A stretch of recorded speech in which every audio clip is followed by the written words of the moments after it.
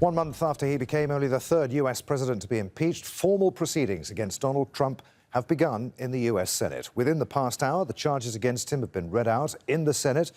Trump is charged with abuse of power for threatening to withhold military aid to Ukraine in exchange for a political favor. He's also charged with obstruction of Congress. The House managers of the U.S. House of Representatives outlined the charges during an official reading of the articles of impeachment. The trial itself is expected to start next week. Donald J. Trump has abused the powers of the presidency in that, using the powers of his high office, President Trump solicited the interference of a foreign government, Ukraine, in the 2020 United States presidential election. He did so through a scheme or course of conduct that included soliciting the government of Ukraine to publicly announce investigations that would benefit his reelection, harm the election prospects of a political opponent, and influence the 2020 United States presidential election to his advantage.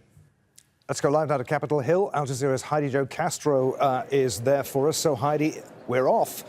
Talk us through what we saw over the last hour or so, that formal walk of the House managers from the House through to the Senate. That's right, and it wasn't just the motions that they were going through. Really, that walk represents a key threshold in this impeachment process, transferring the power of impeaching President Trump from the U.S. House of Representatives, which of course is the Democratic-controlled chamber, and transferring that power now to the Senate, a very different environment. This is where we have the Republican majority, which is, of course, President Trump's own party. They will conduct the trial of President Trump. And officially, this trial will kick off in just about an hour's time. That is when Chief Justice John Roberts of the U.S. Supreme Court will be escorted into the Senate chambers. He will be administered an oath to become the presiding officer of this trial, and then he will immediately, in turn, swear in the 100 senators to become the impartial jurists to decide whether or not President Trump remains in office. Now, that word impartial has been much dissected in this sense because the very leader of this body, Mitch McConnell, the top Republican in the Senate, he started off by saying that he had no intention of being impartial, that he and his members to defend the president and his claim of innocence. Well, regardless, they will be taking this oath, and then starting on next Tuesday, that is when we expect opening statements from both sides. Democrats documenting what they say is Trump's guilty actions of withholding U.S. security aid to Ukraine in order to pressure its government to announce investigations into Trump's political opponents here in the U.S. The president has said he will send his attorneys to defend him in those opening arguments. After that, we don't know. They could call for more witnesses. That's something that Democrats certainly want, but they won't have that happen without at least some Republican support. Heidi, many thanks indeed. Let's bring in our White House correspondent, Kimberly Halkett. What reaction, if any, has there been to all of this from the White House, Kimberly?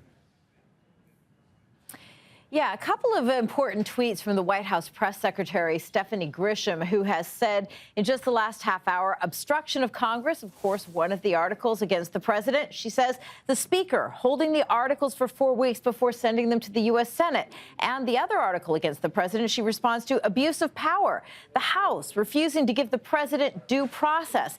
Anyone notice the Democrats always accuse POTUS, that's President of the United States, of actions they themselves are guilty of doing, exclamation point. It's safe to say that the White House is doing what it can to discredit the proceedings that will kick off on Tuesday, we expect, in the U.S. Senate. Stephanie Grisham, the White House press secretary, also trying to get out there in the headlines what should have been a shining moment for the U.S. president. That's the passage of a major trade deal that he renegotiated with Mexico and Canada to replace NAFTA that allowed for many manufacturing jobs to evaporate in this country. It was a major campaign promise. It also got passed in the U.S. Senate today, but no one's talking about it except the press secretary, who writes, after yesterday's historic trade deal with China and the USMCA passed today, the Dems are now reading their sham articles of impeachment, which they manufactured, she says, in order to stop real Donald Trump from his continued success on behalf of the United States. He's working, they're whining. So again, some of sort of that nasty language being used to try and discredit the process that is going on in the U.S. Senate against U.S. President Donald Trump. Our White House correspondent Kimberly Halkett, live for us there in Washington. Alan Barron is a former special impeachment counsel to the House of Representatives. He was involved in the impeachment and removal of 4 federal judges. Alan joins us now live from Washington. Alan, are those articles of impeachment manufactured, as the press secretary claims? No. They are all based on the evidence that was presented in the House. Indeed, with regard to both articles, there's really no dispute as to the facts. I don't think anybody has any illusions that as to whether or not the facts that are alleged in the articles, whether in fact those are true. What it's really going to boil down is to raw political power in the Senate, who has the votes. But there's no ambiguity as to what the facts are in both instances. So what sort of trial will this be? Will Republican senators be impartial as they are required? In fact, they will swear an oath to be. The answer is no. They may, they have the fig leaf, so to speak, of the oath, but even though they may not have committed themselves ahead of time as to how they're going to vote, we can expect that there will be few, if any, defections from the Republican ranks on the merits. It is perhaps unfortunate that the oath that they take really puts them in this difficult position, but reality tells you that their positions are pretty well fixed before they hear one word of evidence. And what did you think of the articles of impeachment themselves when they were read out by Adam Schiff?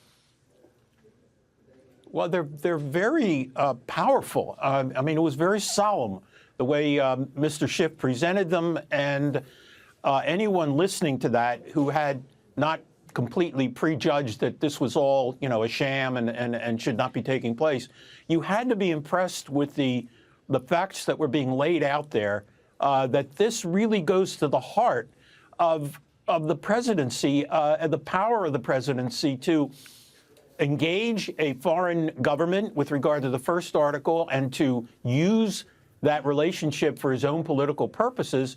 And the second article, which has taken sort of a back seat a little bit, but in fact, it subverts the entire constitutional process of impeachment. It basically says you can't stonewall the House when it's trying to carry out its constitutional duty. And that is the essence of what the second article alleges. And what about today's revelation that an associate of the president's own lawyer has been saying that the president was all too aware of what was going on? Is that going to make any difference? Well, if the Republicans do not allow new testimony, new evidence to come in, I think they will do that at their peril. They may not pay for it here in this proceeding, in this impeachment trial, but I believe they will pay for it at the ballot box in November. There's a large group of potential voters who are watching this proceeding.